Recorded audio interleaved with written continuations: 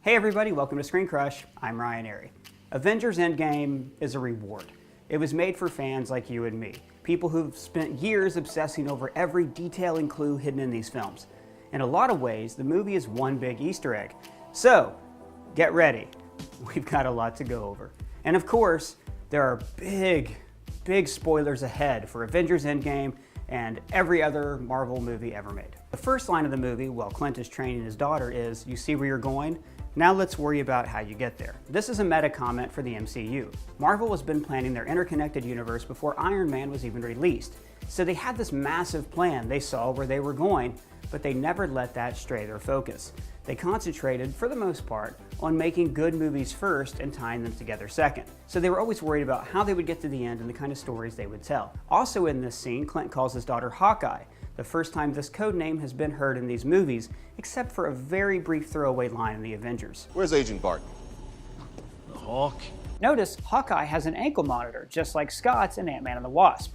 Both heroes are under house arrest following the events of Civil War. When Clint's family disappears, you can hear thunder in the background, just like in Wakanda and Titan back in Infinity War.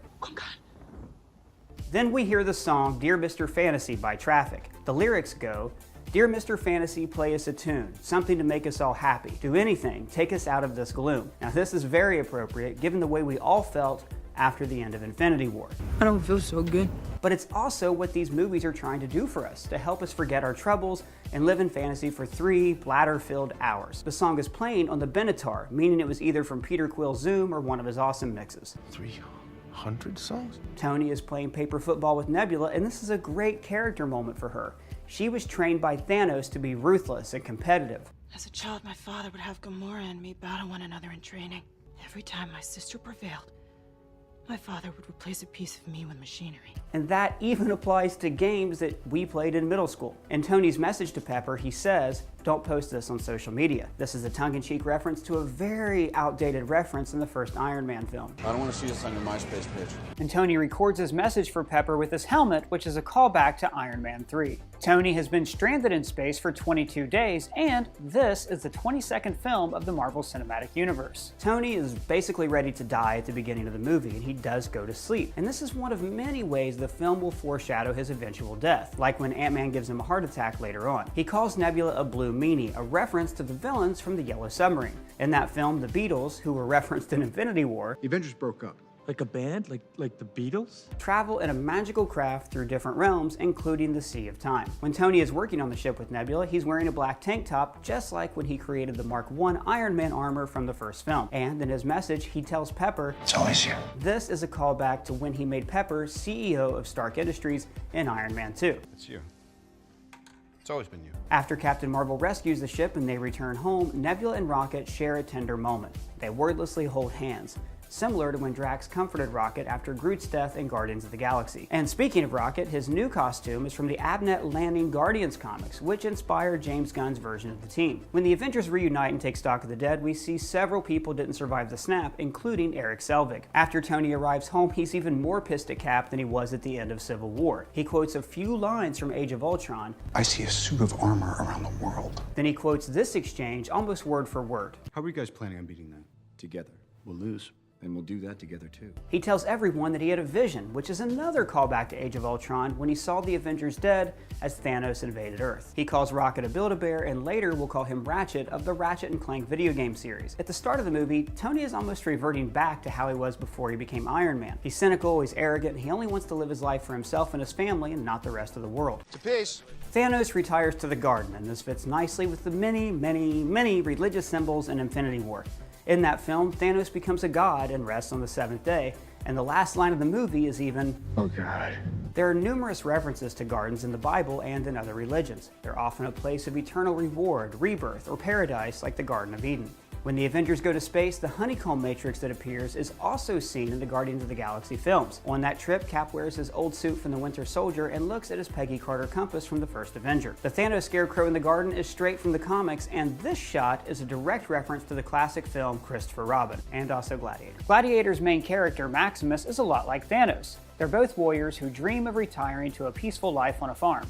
When Nebula says that her father's not a liar, this is actually supported by a line in Infinity War when Thanos tells Gamora, "But I never taught you to lie." So the Avengers attack Thanos, and with the benefit of hindsight and the YouTube channel How It Should Have Ended, they slice off his glove to immediately end the threat. Then, finally, Thor goes for the head. Then we get to see the full aftermath of the decimation. Co-director Joe Russo has a cameo in this scene as the first openly gay character in the MCU. Also, one of the men in the meeting is Jim Starlin, who created Thanos and wrote most of Marvel's biggest cosmic stories. The movie's turning point is when Scott returns from the quantum realm, thanks to a rat randomly hitting buttons. And it's weird to think that the fate of the universe depended on this rat. Maybe in the 14 million other futures that Strange saw, the rat just didn't quite hit the exact sequence of buttons. The security guard is played by Ken Jeong, who directors Joe and Anthony Russo worked with on the sitcom Community, where he briefly played a security guard. His castmates, Jim Rash and Danny Pudi, also appeared in previous Russo Marvel movies, while another Community vet, Yvette Nicole Brown, will appear later in this film. Along with Joe McHale and Donald Glover, nearly every member of the Greendale Seven has appeared in a Marvel movie. Anyways, the guard is reading a novel by J.G. Ballard, who is famous for writing post-apocalyptic novels. Next, we go to the Avengers compound, where Black Widow is monitoring world security with help from Rocket, Okoye, Captain Marvel, Nebula, and Rhodey. They communicate with the same hologram technology that we saw in Winter Soldier. Carol Danvers has a new haircut, which is straight from the comics page. Before she heads off to do space stuff, she shares a look with Rhodey and tells him to be careful. In the comics, these two were an item, and they seem to be implying that there's some kind of spark here. Now, I wonder if these two Avengers that both have military backgrounds will appear in her sequel together. Then Scott Lang shows up in Louise's van from the Ant-Man movies, complete with the La Cucaracha honk. Whoop, sorry. My bad. He tells them that time works different in the quantum realm, which was actually set up in Ant-Man and the Wasp. And don't get sucked into a time vortex. We won't be able to save you. When they go to recruit Tony, we see that he's made good on his promise from Ultron. Maybe I should take a page out of Barton's book. Build Pepper a farm. Hope nobody blows it up. His daughter, Morgan, was named after a dream he had before Infinity War. Last night, I dreamt we had a kid. We named him after your eccentric uncle. What was his name? Right. Morgan. But also, there's a Morgan Stark in the comics, who is Tony's jealous cousin. When we first meet Morgan, she's wearing an Iron Man helmet like this little scamp in Iron Man 2. Years later, Kevin Feige would confirm the fan theory that this kid is actually a young Peter Parker at the Stark Expo. The team is trying to get Tony to go along with their time heist, which is the title of a Doctor Who episode. Wibbly wobbly, timey-wimey stuff. It's an appropriate reference since this movie includes a lot of timey-wimey stuff. When the team members go over the rules of time travel, they directly reference Back to the Future 2, saying don't bet on sporting events or meet your past self. But Banner throws a little shade at the movie and says that time travel doesn't work that way. But then Endgame directly copies the plot of Back to the Future 2, with teammates sneaking around themselves in the past and causing more problems by accidentally giving the villain the secret of time travel. In both movies, said villain disappears. Now we're actually going to cover how the time travel mechanics in Avengers Endgame work in our next video, so don't worry about that for now. Then we have a kind of montage of getting the team back together, similar to the Blues Brothers. We're putting the band back together. Then we meet Professor Hulk, a concept taken from the comics. In Peter David's longtime run on the book, he introduced the smart Hulk who had Banner's intellect. Banner's journey to accept this Hulk half was alluded to in Infinity War. Hulk, we got a lot to figure out, pal.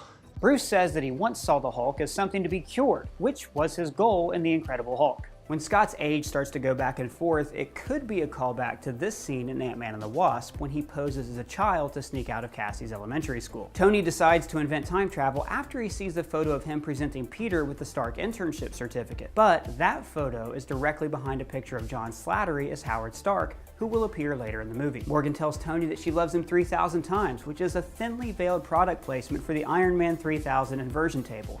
I mentioned earlier that Tony kind of regresses back into his pre-Iron Man persona of not caring about the world. He says he wants to rest, but Pepper says he won't be able to. Remember, in Iron Man 3, he literally couldn't sleep after the Battle of New York. All through the movie, Tony is talking about sleep and he's talking about his dreams. This is another theme that will continue to foreshadow his death. When Cap and Tony finally reconcile, it's beside Tony's sports car. Remember, when these two technically stopped being teammates, Tony drove away in a very similar car. When he presents Cap with the shield, the theme from First Avenger plays.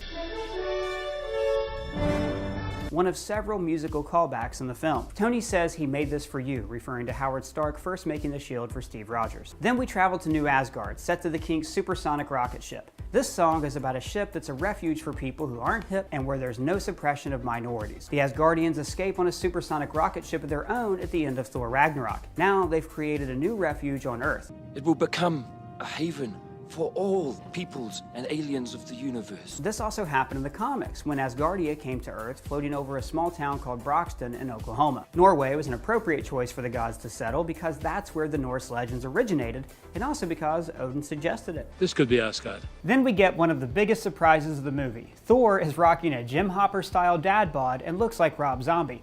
Tony even calls him Lebowski, a reference to Mr. Lebowski. I am not Mr. Lebowski. You're Mr. Lebowski. I'm the dude. Thor has had a harder time coping with failure because he's always been defined by his arrogance. Thanos is just the latest in a long line of bastards, and he'll be the latest to feel my vengeance. Fate wills it so.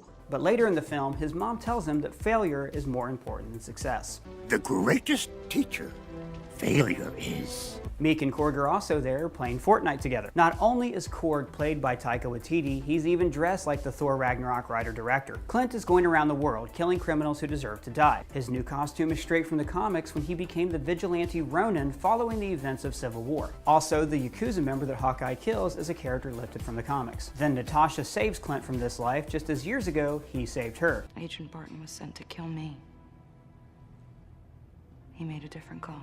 Again, there's a lot of characters coming full circle in this movie. Then the heroes plan their time heist after spending a lot of extra time recapping Thor: The Dark World, because that's one of those Marvel movies that no one really remembers every detail of. Basically, Natalie Portman gets Kool-Aid trapped inside of her. And by the way, the photo they show of Jane is the same we see in the Avengers, when Coulson writes her out of the movie with a single line. Asked to consult there very suddenly yesterday.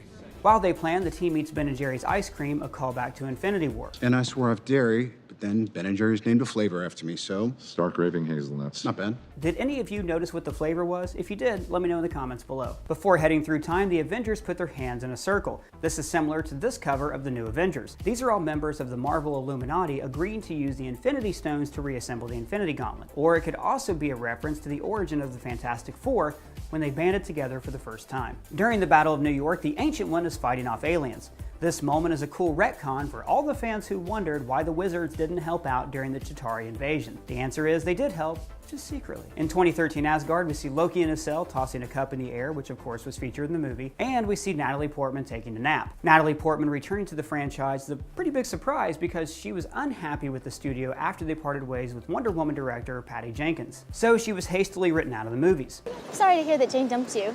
In Endgame, we see her getting up, and then Rocket kind of appears later and says, "Hey, I got it." So I'm wondering if they deleted the sequence where he takes the ether from her, or if this was just unused footage from Thor: The Dark World. Either way, Portman came to the Endgame premiere, so there are apparently no hard feelings. Thor's mom, Frigga, has a lot to do in this movie. She barely had any lines in the Thor films. So it was nice to see Renee Russo get a moment to shine in the MCU. She asked Thor what's wrong with his eye, which is a reference to... When Clint and Natasha are flying toward Vormir, they can't help but smile at how awesome this is. He tells her this is a long way from Budapest, a callback to the Avengers. Just like Budapest all over again! When 2014 Nebula is fighting, you can see Chitauri Leviathans flying around outside. Present-day Nebula's memory is entangled with her 2014 self. In Ant-Man and the Wasp, Scott and Janet's minds were joined together through quantum entanglement. Back in 2012, present-day Tony is standing near the team as they stand over Loki. Past Tony distances himself from this seriousness by saying, "I'll pose up a storm later." He makes fun of Cap's Avengers-era suit, just like Tony did. Of the people in this room, which one is A, wearing a spangly outfit, and B, not of use? Then Brock Rumlow, who will eventually become Crossbones, appears to take the scepter. He's with fellow Hydra agent Jasper Sitwell. The Hydra agents name-drop Dr. List. He's Baron von Strucker's chief scientist, who we saw studying Loki's scepter in Age of Ultron. When Captain America steps in the elevator, we're expecting a callback to this scene from Winter Soldier. But instead of fighting, he outsmarts the Hydra agents by telling them, "Hail Hydra." This is also a callback to a very recent controversial comic story where it revealed that Cap was originally a Nazi agent. Loki turns into Captain America, just like he did in Thor: The Dark World, and then we see how he got his gag from the end of the Avengers. Then Robert Redford makes a surprise cameo as Secretary Alexander Pierce, secret Hydra leader, and he tries to take the Tesseract. When Cap fights himself, he says, I can do this all day. which is the closest thing he has to a catchphrase. I can do this all day. I can do this all day. Also, Steve has really loosened up over the years. He went from calling out Stark's cursing language to admiring America's ass. When Tony jumps off Stark Tower, it's very similar to this scene from the Avengers. Banner talks to the Ancient One after she knocks him out of his body like she did in Stephen Strange. This is where she explains how time travel works in the movie and that they are basically creating alternate timelines when they change the past. This is actually in line with the comics. Traditionally in Marvel books, whenever a character time travels, they create an alternate universe. As we all know, messing with the timeline is dangerous. Temporal manipulations can create branches in time, unstable dimensional openings, spatial paradoxes, time loops! But they really should put the warnings at the front of the book. Back in 2014, Thanos calls the Avengers unruly because that's what the Other called them in the Avengers mid-credits scene. They are unruly and therefore cannot be ruled. Back on Morag, we see the Guardians opening title sequence from a slightly different perspective. Instead of a fun musical opening, we see a dipwad singing into a lizard. Rhodey is worried about booby-trapped spikes with skeletons stuck to them, a reference to Raiders of the Lost Ark. Then Tony and Cap travel back to 1970, where we get our very last Stan Lee cameo. The famous co-creator is playing an angry peacenik type with a "Nuff Said" bumper sticker. This was one of Stan's famous catchphrases that he used in the pages of Marvel Comics. The base Cap and Tony travel to is Camp Lehigh, where Steve was first trained in First Avenger and that was destroyed in the Winter Soldier. Cap's shirt has the name Roscoe on it, which is named after Roscoe Simons, who was briefly Captain America while the hero relinquished the title to become Nomad. In the S.H.I.E.L.D. base, Tony pulls out an MIT visitor badge, which he would have obtained for his MIT lecture in Captain America Civil War. Note the old S.H.I.E.L.D. logo on Tony's blazer. When he runs into his father Howard, he's looking for Dr. Arnim Zola. Zola was Red Skull's chief scientist, but later he joined S.H.I.E.L.D. but was secretly working for Hydra all along. What? He was last seen as an AI in the Winter Soldier. Now Tony has always had daddy issues because his father seemed cold and distant. These issues have been hinted at in past movies. I never got to say goodbye to my father. My greatest creation is you. But here he sees a lot of himself in his father. He's a scared man trying to do his best for his kid and for the world. When Howard leaves the base, he's driven by Jarvis from the Agent Carter TV series. The AI Jarvis that later becomes the Vision is named after this character, Tony's childhood butler. Then we see young Hank Pym with a retro Ant-Man helmet. When Cap sees Peggy's desk, there's a framed photo of him that we saw her hold at the end of First Avenger. It's great that she loves him for him, not just his muscles. Well, maybe a little bit his muscles. When Natasha and Clint go to Vormir, the Red Skull gives them the exact same speech that he gave in Infinity War, making me wonder how many times he's had to say this. The heroes fight, just like in Captain America Civil War. We're still friends, right? Depends on how hard you hit me. Before Natasha sacrifices herself, she makes it clear that she owes Clint for seeing a hero in her instead of an assassin. It's okay, she tells him, a lot like Vision's comforting words to Wanda in Infinity War. It's all right. You could never hurt me. One of the reasons the heroes lost in Infinity War was because Thanos was willing to make sacrifices and they weren't. We don't trade lives, Vision. But in this movie, the heroes win through self-sacrifice. First Natasha and later Tony. Later, when they're arguing about who should use the reassembled gauntlet, Thor says he's the strongest Avenger, a callback to Ragnarok. Strongest Avenger. Access denied. Strongest Avenger. Before Banner puts on the gauntlet, he says the stone's radiation is mostly gamma. It's like I was made for this. Now this goes all the way back to the Avengers. She's throwing off interference, radiation. Nothing harmful, low levels of gamma radiation. That can be harmful. Remember, Bruce was recruited to help the team because he's an expert in gamma radiation. Before the snap, Tony uses a hollow shield, similar to what Agent Coulson used in Agents of S.H.I.E.L.D. When Hulk puts on the glove, it burns his arm. Tony wants to shut it down, but Cap says to wait and asks Banner if he can handle it. This is very similar to the experiment that first gave Steve his powers. I can do this! After Thanos attacks the compound, Hulk holds up the rubble with everyone pinned underneath. This is a reference to Secret Wars #4. Then Thanos' ship, Sanctuary 2, is suddenly in orbit around the Earth. And you have to ask yourself, why didn't Thanos just launch a full-on invasion in Infinity War? I have my thoughts, but I want your theories. Tell me in the comments. Why did Thanos hold back? Then, as the big three are facing Thanos, he tells them that he's now decided to wipe out all of reality and start again. This is more in line with the Thanos from the comics, who's simply a nihilist who wants to destroy all life. Then, the battle starts. And honestly, this is 40 minutes of glorious fan service fun. At one point in my notes, I actually wrote the words, "so happy." So let's get into it. During the battle, Thanos tries to push Stormbreaker into Thor's chest, the reverse of what happened in Infinity War. When Cap wields Mjolnir, it's my favorite moment of the film. This has happened in the comics, but the MCU hinted at it in Age of Ultron.